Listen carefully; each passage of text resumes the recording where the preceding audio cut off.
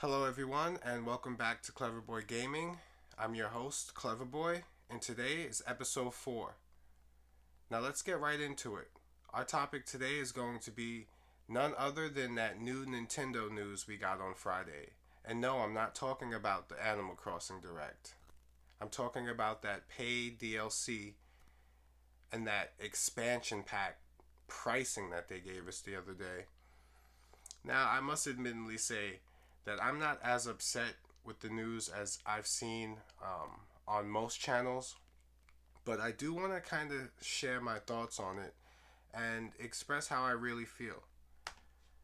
But before we do that, let's acknowledge the elephant in the room, that new Animal Crossing DLC, including that update, the free update on November 5th. That was some good stuff. Now, I must admit, me personally, I fell in love with Animal Crossing New Horizons in 2020. That was my first Animal Crossing video game that I've ever played. And admittedly, it just drew me in immediately with the customizables, the expansion ability on the island. Everything about the video game was something that I really felt was important for that time. You know, we were all stuck in our homes. We weren't too sure when we were going to be able to get out. So it really did fill in that void. After a few months of playing that game, I must admit, I actually fell out of it. Um, you know, there's only so long I can just run around my island and just play with a bunch of different things that I can't really interact with to the fullest, you know?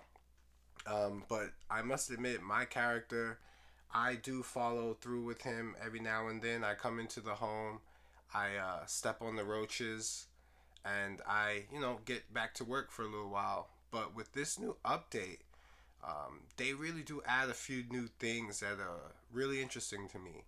Um, First, they started off with the free update that's coming, the 2.0 update.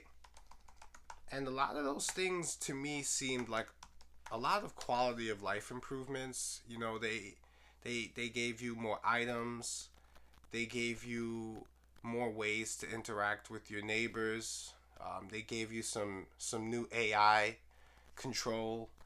I saw a few things that had to do with, setting up different schedules for your villagers, whether they wake up in the morning, afternoon, maybe nighttime. I saw things like the new cafe. They're putting in a new cafe. They're introducing, different things that can help expand the life of the video game. A lot of things that I saw in that direct were enough to bring me back to the video game. Um, you know, Again, I never was a big Animal Crossing fan, but I will say that after watching that update, there are a few things that I want to go back in and check out. Finally maybe build up the kingdom that I always dreamed of when I first got the island. I mean, they don't tell you. It's a lot of work. It's a lot of work in that video game. You're not gonna just sit there and wake up and then all of a sudden you're a millionaire and then you have this like grand island. It doesn't work like that. That's not how they're doing the Animal Crossing. But yeah, so after 15 minutes or so, they they were done explaining all the quality of life improvements. And one thing that was very striking to me was they basically said this was going to be the last free update for the video game. Now that's very, very, very important because what went on to talk about was the new paid DLC, which is the, let me make sure I get this right, Animal Crossing's New Horizon Happy Home Paradise. Yeah, that sounds about right. Now, this DLC was announced shortly after the free update, and this was a lot. I mean, they're adding almost an entirely new concept to the video game, probably a Animal Crossing 2.0. essentially like a second game into the mix. And what this basically is, in a nutshell, is it offers you an opportunity for employment. You go over to the airport and you say you want to work. And what ends up happening is you become, I would say, a designer, a vacation home designer for these AIs who come to a specific island requesting certain things in their vacation home. You know, things like they want to be surrounded with bears, perhaps they like a certain color, a certain mood. And what's interesting is this is done by giving you a map, a whole new map with different demographics, different surroundings based off of those likes and dislikes from the AI. What this does is it gives you even more customizable control. I was actually very, very intrigued by this idea because I needed a way to get some money, working in that video game. It's hard to kind of get money, at least in the beginning, because things are just going so slow. So that introduction was very, very, very interesting. And I more than likely will be participating in that update. There's plenty of other things that they announced with that update. If you want to check on the website, I'm sure there are plenty of videos up that go into depth with that. But the most striking thing at the end of that was their decision to kind of shock us with the Nintendo Switch expansion pack online price in conjunction with the paid DLC for Animal Crossing. So what they did was they initially said, okay, this is this price, which is $25 for the paid DLC. But if you decide, you have the option of signing up for the expansion pack and getting this content for free. Oh, and by the way, the expansion pack is $50 a year. Now, listen, $50 a year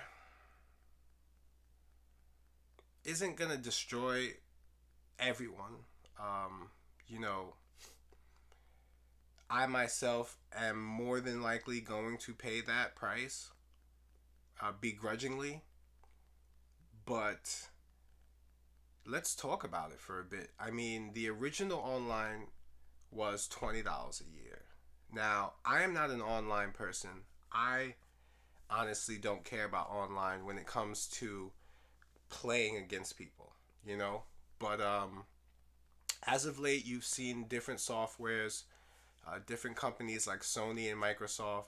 You've seen them utilize somewhat of a community, somewhat of a home base, a streaming service for their catalogs by implementing these yearly subscriptions. Now, Nintendo has always lacked in this. In a sense, there wasn't as many features. But me, myself, I find that $20 a year was almost a gimme. You get your online cloud, you get some NES, some SNES games, and hey, I'm fine with that. But we were wondering how much were they going to charge for this Nintendo 64 and Sega Genesis. Now, what's the biggest thing is the $30 jump. It went from 20 to 50 a year.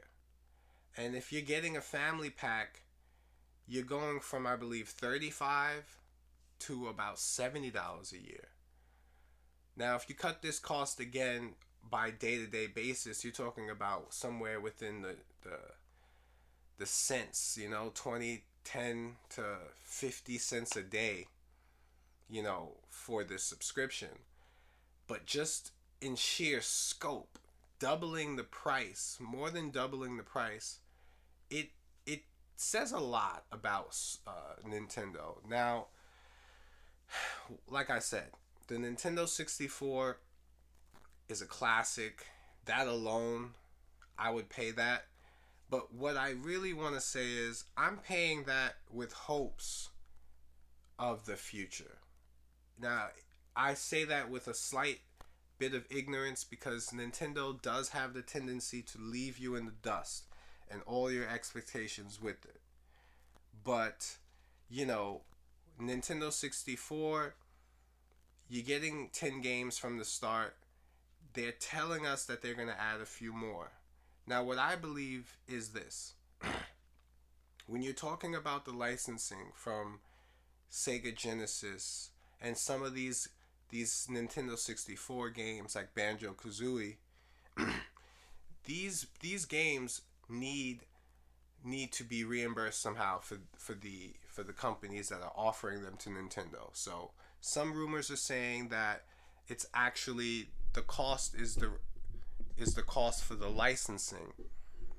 Now, I'd like to say I do believe in some of that, but I also believe what's happening is they're creating a buffer zone, some type of buffer zone, so that any future additions to the service aren't uh, hindered by a low price point. Now, Nintendo might have plans for 3 or 4 or 5 years ahead by now when it comes to this online service. Um, I'm not pretending to know, but what I will say is I'd rather pay this number now, this $50 a year, and not have to worry about a price jump for the next few editions, whether those be a GameCube, Game Boy Advance, Game Boy Color, Sega Dreamcast, anything like that. I want them to fit that under the umbrella. Now, if you were to tell me, Jeff, this is all it's going to be, there's going to be no more editions, nothing to expect in the future, then I will tell you, wow, okay, I'll have to second guess that $30 edition because, quite frankly, that is a lot simply for the N64 games. Because, you know, again, we do have the Sega Genesis games available on the Switch already. But I'm going to cut them a little bit of slack here because, like I said, Nintendo oftentimes does leave their customers' expectations in the dust.